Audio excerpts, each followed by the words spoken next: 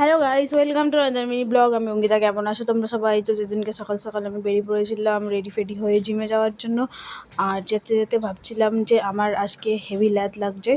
আর দেখো এখানে সকালের আকাশটা কিন্তু সুন্দর ছিল। আর এই বিল্লু রানী কী করছে ভগবানই জানে। আজকে অনেক সকাল সকাল আমি জিমে চলে গেছিলাম, কারণ আজকে ওয়ার্কআউটটা একটু বেশি বেশি করে করব। তো জিমে গিয়ে ওয়ার্কআউট করার সময় একটু ভিডিও ক্লিপ আমি নিতে পারি না, তাই জন্য ফাঁকে ফাঁকে একটু একটু করে ক্লিপ নিই। ওয়ার্কআউটের ক্লিপ একদমই নিতে পারি না। আর এই দেখো এই তাল গাছটার জন্য কিন্তু আমাদের পাড়ার নাম তালতলা। আর একটু বাড়ির সামনে এসে একটু বাইসেপটা দেখাচ্ছিলাম, একটুখানি বেড়েছে, হে হে মজা পেয়েছি। তারপর একটু গ্রিন টি আর ব্রেকফাস্টে ডিম সিদ্ধ ওটস খেয়ে অফিসে যাওয়ার জন্য আমি রেডি হয়ে গেছিলাম। এই সকালবেলাটায় একদম বিরক্তিকর পার্ট হচ্ছে এই সকালবেলা অফিস যাওয়া। দেন কখন যে দুপুর হয়ে গেছিলো আর আমি চলেছিলাম বাড়িতে লাঞ্চের জন্য। লাঞ্চ আজকে ছিল ধনেপাতার চাটনি, ভাত আর পোস্ত। তারপর এটাও ছিল মোচার ডাল, যেটা খেতে খুব টেস্টি ছিল। এনিওয়ে এখন আমি যাচ্ছি অফিসে।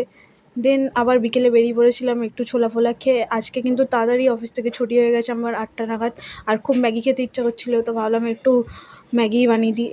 প্রায় 5 থেকে 6 মাস পর আমি ম্যাগি খাচ্ছি। আর কে কে আমার মতন ডেঞ্জারাসভাবে ম্যাগি খেতে ভালোবাসো বলবে, কিন্তু এইটা ম্যাগি না অন্য কিছু কেউ বুঝতে পারবে না। ধনেপাতা কাঁচা লঙ্কা যা পেরেছি দিয়ে দিয়েছি গাইস। আসলে আমি এইভাবেই খাই, আর বাড়িতে থাকা হয় না বলে আমি এখন বানাই না। কালকে একটু সময় ছিল তো বানিয়ে নিয়েছিলাম। আর যতই যাই করি মা তো একটু হাত মারবেই। যাই হোক, এখানে একটু হয়ে গেছিলো আমার ম্যাগি করতে আর কমই বা টাইম লাগে। আর এই ভেঙে না দেওয়ার জন্য এখন এই লম্বা লম্বা ম্যাগিগুলো আমাকে খেতে হবে। আর মারাত্মক লেভেলের ঝাল হয়েছিল। আর আমার অনেক দিন পর যেহেতু খাচ্ছি তো ভালোই লাগছিলো। দেন তারপর রাত্রে ডিনার করে ফেলেছিলাম, আর এখন আমি একটু ঘুমাতেও চলে গেছি। টাটা, দেখা হচ্ছে নেক্সট ভিডিওতে।